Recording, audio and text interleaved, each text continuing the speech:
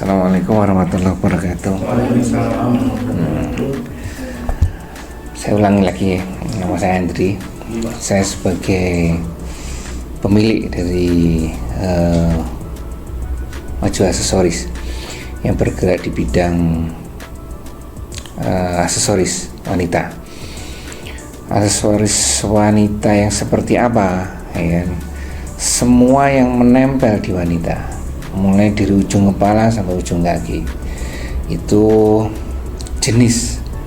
Jadi jenis produk yang kita jual itu adalah semua yang menempel di wanita, mulai dari ujung kepala sampai ujung kaki.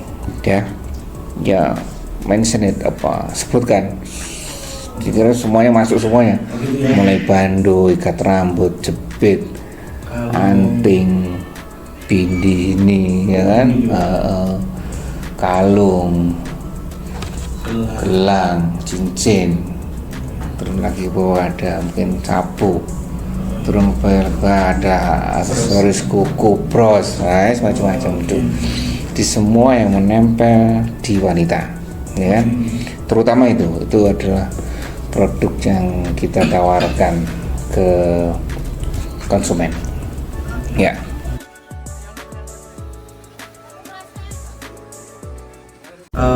Dari mana produk barang-barang aksesoris wanita yang Bapak dapatkan? Oke. Dari 100% barang kami, 50% impor dari Cina. Ya, 50% impor dari Cina, kira-kira 30-40% dari supplier Jakarta, 10-20% dari pengrajin. Kita tetap melibatkan pengrajin. Ya.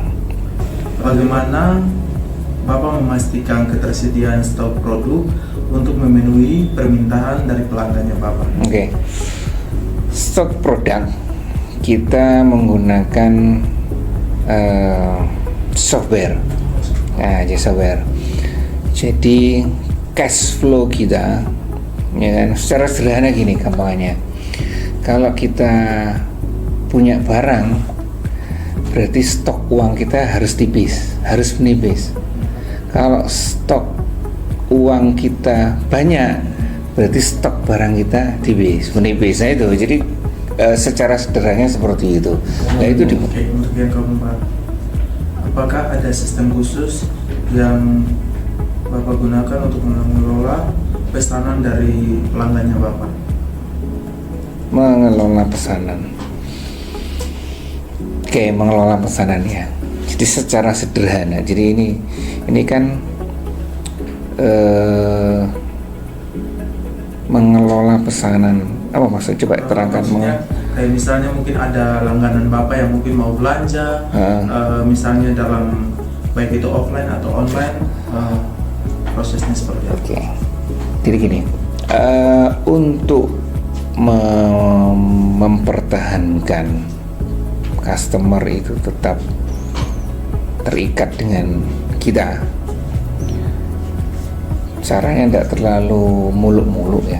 Kita belum sampai tahapnya ke promosi, hanya saja kita mempertahankan informasi itu tetap tersampaikan kepada customer. Contohnya apa? Media, dengan sarana media seperti apa? WA sekarang, ya kan?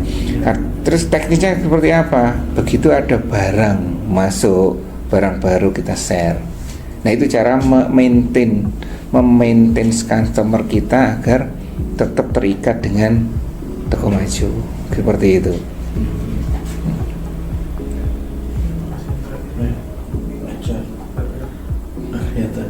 Yang terakhir ini, bagaimana Bapak menentukan harga untuk pelanggan partai atau grosir dengan eceran yang personal? Penentuan harganya. Ini yang susah. Kenapa kok susah? Karena saya tidak jualan ecer. Fokus ke partai ya Pak? 100%. Ke grosir 100%. Baik. Kalau di Pasar Turi ya, di PGS ya tempat. Berarti untuk yang ecer ini bisa jadi pihak kedua, reseller? Oh iya. Kalau di grosirnya di mana Pak? toko ini Pak? PGS. PGS ya. PGS. Tapi orang beli aja bisa di situ. Nggak Ya? bisa. Oh nggak bisa. Nggak bisa. Tetap grosir ya. Bagaimana bisnis Anda menyesuaikan strategi operasi untuk bersaing di pasar global? Jadi maksud saya itu bukan di global luar negeri, pasar global di Indonesia. Strategi operasi definisinya apa? Strategi operasi. Strategi operasi ya. Jadi Iya. bagaimana? Apa? Bagaimana bisnis Anda Hah? menyesuaikan strategi operasi untuk bersaing di pasar global? Berarti kan kita Penjualan. strategi operasi. Itu definisi strategi operasi apa? Secara gamelannya penjualannya Pak.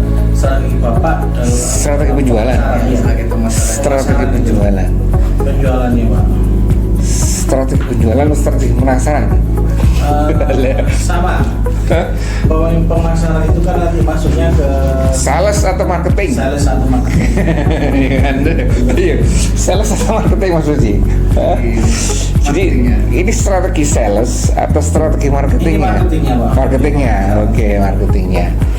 Kalau strategi marketingnya agar kita tetap bertahan dengan di lingkungan kan sekarang sudah banyak importer juga, ya kan? Kalau 10 tahun lalu, 20 tahun yang lalu mungkin saya termasuk 3 besar importer aksesoris di Surabaya. Tapi sekarang sudah banyak, ya kan? Itu tahun berapa? 20 tahun yang lalu. Saya sejak Udah lama ya, udah, udah. Berapa tahun berarti Pak? 97. Dari tahun 97.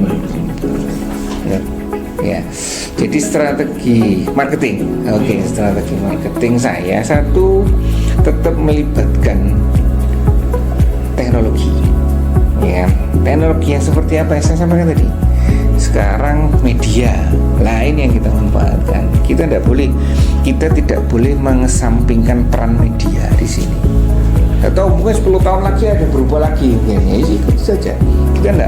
Kita tidak bisa mengesampingkan peran media, peran teknologi, karena bagaimanapun yang bisa mengubah peradaban dengan cepat itu salah satunya adalah teknologi. Mungkin 5 tahun yang lalu kita tidak kenal kelas Zoom itu. Iya. Tapi dengan keadaan masuk teknologi, nah, kita sekarang malah Zoom, tidak pernah offline, tidak pernah offline, online terus malah nih seperti itu ya. Jadi satu tetap mempertahankan dengan menggunakan teknologi. Terus yang kedua, nah ini yang kedua, personal branding. Personal branding itu artinya bukan personal branding, company branding. Jadi lebih ke arah apa sih yang bisa kita jual dalam tanda kutip. Kalau jual barang ya bukan apa yang kita jual. Terus value apa yang akan didapatkan customer dari pelayanan kita. Iya kan? Kadang-kadang customer kalau loyal harga tidak masalah, iya kan? Yang penting stok barang ada, harga tidak main-main, artinya tidak bermain harga. Kalau memang mahal berarti saya dapatnya mahal. Kalau murah ya saya dapatnya murah, enggak musiman, wah itu naik turun. Terus itu value seperti itu, pelayanannya enak, informasi yang disampaikan atau yang tersampaikan yang diterima oleh customer itu jelas, foto dan aslinya itu memang sama. Nah itu ya, barang baru ya barang baru, barang lama ya barang lama. Ya kan, barang bagus kualitasnya ya barang bagus, jelek ya jelek, ya seperti itu informasi. Jadi value kita berusaha company brandingnya seperti itu, ya kan, tidak company branding yang dalam tanda kutip abal-abal, tapi kita benar-benar company branding yang bisa customer itu bisa mendapatkan value yang maksimal di situ. Terus ini lanjut ke materi nomor 3, yaitu kita ada desain produk dan jasa. Jadi apakah ada desain khusus yang Bapak gunakan untuk menarik pelanggan atau pembeli di produknya itu? Desain barang, Iya, desain barang. desain Jadi barang. desain barangnya itu. Yang mungkin motif-motifnya itu. Oke, coba browsing.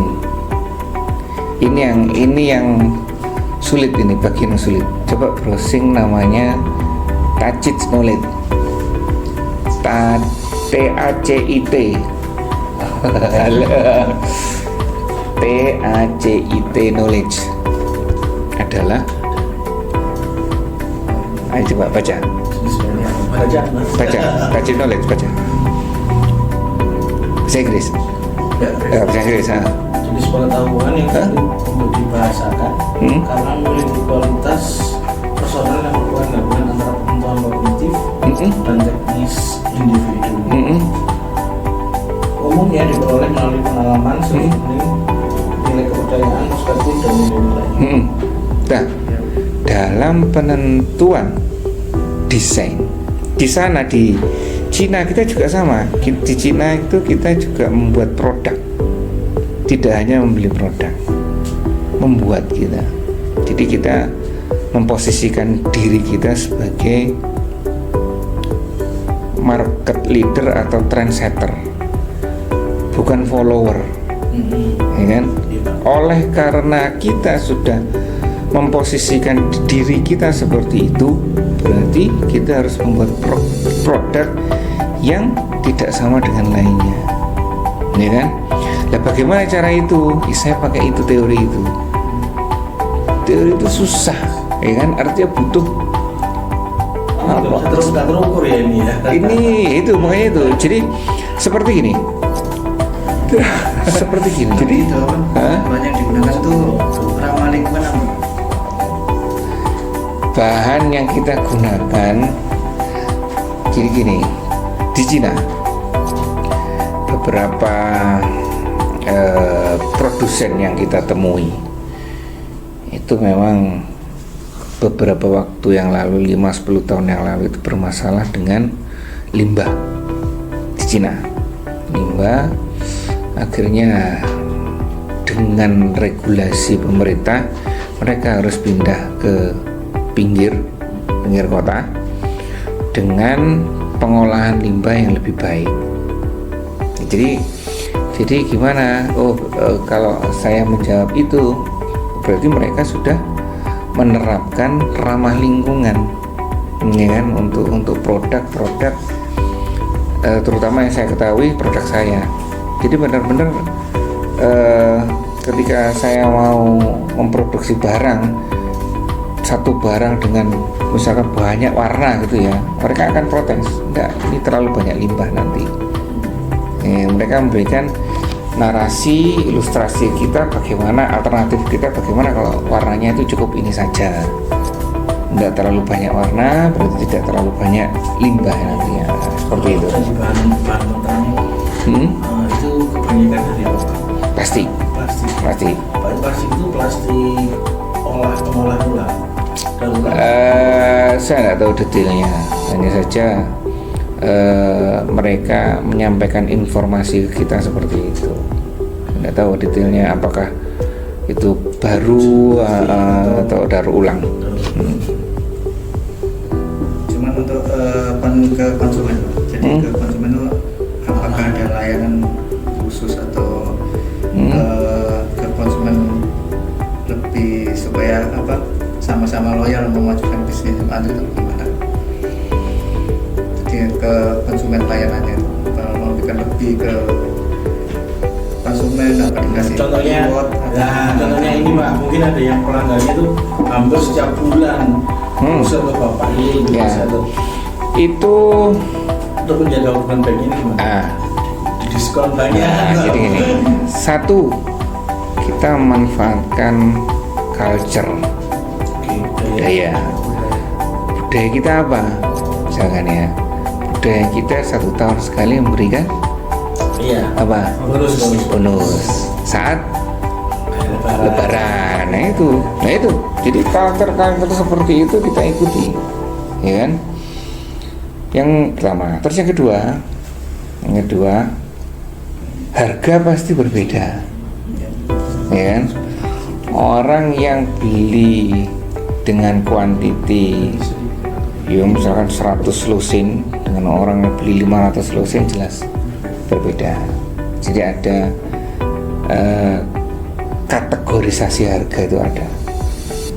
Satu yang tadi hadiah, ya kan? Tahaddu tahabbu, ayo barengnya. Tahaddu tahabbu itu saya tidak tahu apakah itu sunnah atau hadis ataukah hanya sekedar pepatah yang bagus, tapi artinya bagus. Saling memberilah hadiah, saling berikan hadiah, maka kalian akan saling mencintai.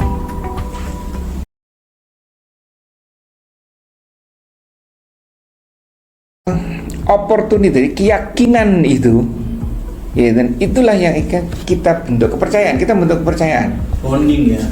Sama pelanggan tuh bikin ini ya. Betul. Hubungannya ya. Ya, itu yang kita bangun seperti itu. Jadi sesuai dengan konsepnya di ekonomi syariah, ya kan, konsepnya di ekonomi syariah dalam perdagangan. Penjual dan pembeli itu harus sama-sama untung, walaupun keuntungan itu tidak hanya sekedar profit, tapi juga kepuasan, benefit, material dan non material. Nah itu, jadi kalau seperti itu, ya kan, usahakan pembeli itu mendapatkan nilai yang lebih daripada sekedar barang saja atau sekedar harga saja. Iya kan, itu kepercayaan, keyakinan, kepuasan, lah itu yang kita bangun selama ini. Karena itu ratakannya panjang itu. Ratakannya panjang seperti apa? Kita